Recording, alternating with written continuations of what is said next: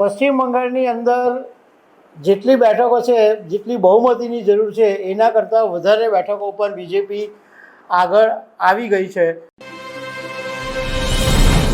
5 રાજ્યોની વિધાનસભાની ચૂંટણીના પરિણામો આજે સવારથી જાહેર થઈ રહ્યા છે, પરંતુ પાંચેય રાજ્યોની અંદર જે ચિત્ર છે એ હવે સ્પષ્ટ થઈ ગયું છે કે અહીંયા કોની સરકાર બનવાની છે।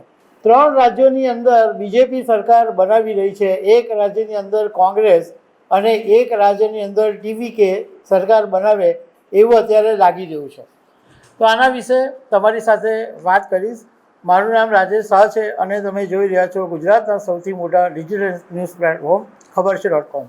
5 રાજ્યોની વિધાનસભાની ચૂંટણીના જે પરિણામો જાહેર થયા એ શરૂઆતમાં તો કંઈક અલગ લાગતું હતું। પશ્ચિમ બંગાળની વાત કરીએ તો ટીએમસી અને બીજેપી વચ્ચે જબરજસ્ત ટક્કર ચાલતી હતી અને આગળ પાછળ કોઈવાર બીજેપી આગળ, કોઈવાર ટીએમસી આગળ એવું ચાલતું હતું।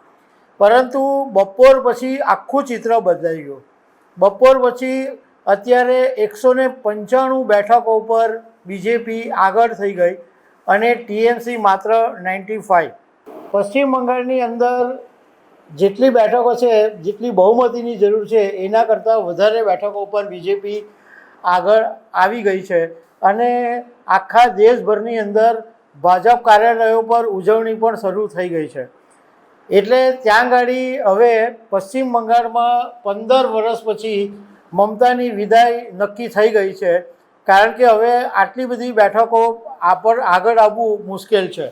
એટલે એવું માનવામાં આવી રહ્યું છે કે પશ્ચિમ બંગાળની અંદર ભાજપની સરકાર બનવાની છે। તમિલનાડુની અંદર બધા જ એક્ઝિટ પોલ મોટે ભાગે ખોટા પડ્યા છે, કારણ કે ડીએમકેની સરકાર બને એવું બતાવવામાં આવતું હતું, પરંતુ થાલાપતિ વિજય જે તમિલનાડુના સુપરસ્ટાર છે એની પાર્ટી ટીવીકે સરકાર બનાવે એવી સ્થિતિ ઊભી થઈ છે।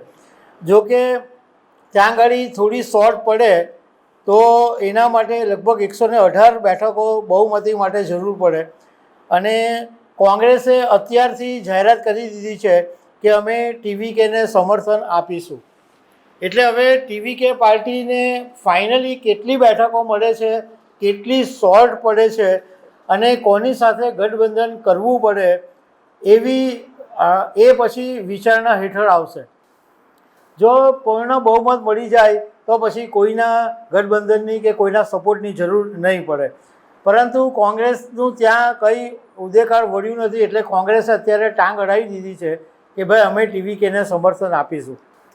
જોકે રાજકારણના જાણકારોનું કહેવું એમ છે કે થાલાપતિ વિજયની જ્યારે રેલી થઈ અને ઘણા બધા લોકો મરી ગયા હતા અને એની સામે સીબીઆઈની ઇન્ક્વાયરી પણ ચાલે છે, એમ છતાં એની ધરપકડ નથી થઈ। મતલબ કે ભાજપ એને પાછલા બારણે સપોર્ટ કરી રહ્યું છે એવું છે।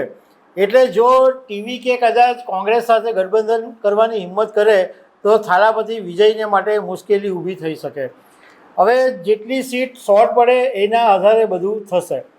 આસામની અંદર એક્ઝિટ પોલ બી કહી રહ્યા હતા, માહોલ બી એવો જ હતો અને ત્યાં બીજેપી બહુ જ આગળ છે અને ત્યાં આગળ લગભગ સરકાર ભાજપની બનવાની જ છે।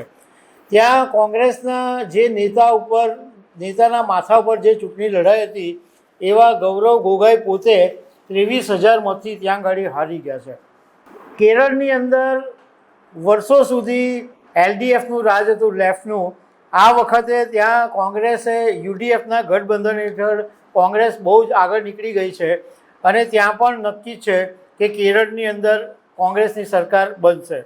પુડુચેરી કેન્દ્ર શાસિત પ્રદેશ છે અને ત્યાં આગળ માત્ર 30 બેઠકો છે અને અત્યારે ત્યાં આગળ જે મેઇન જે સત્તારૂઢ છે એ એઆઈએનઆરસી અને બીજેપીનું ગઠબંધન હતું।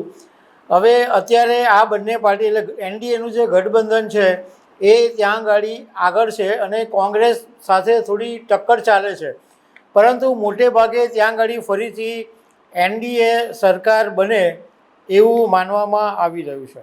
તો દર્શક મિત્રો, આવી અનેક વાતો સાથે અમે તમને મળતા રહીશું। આભાર।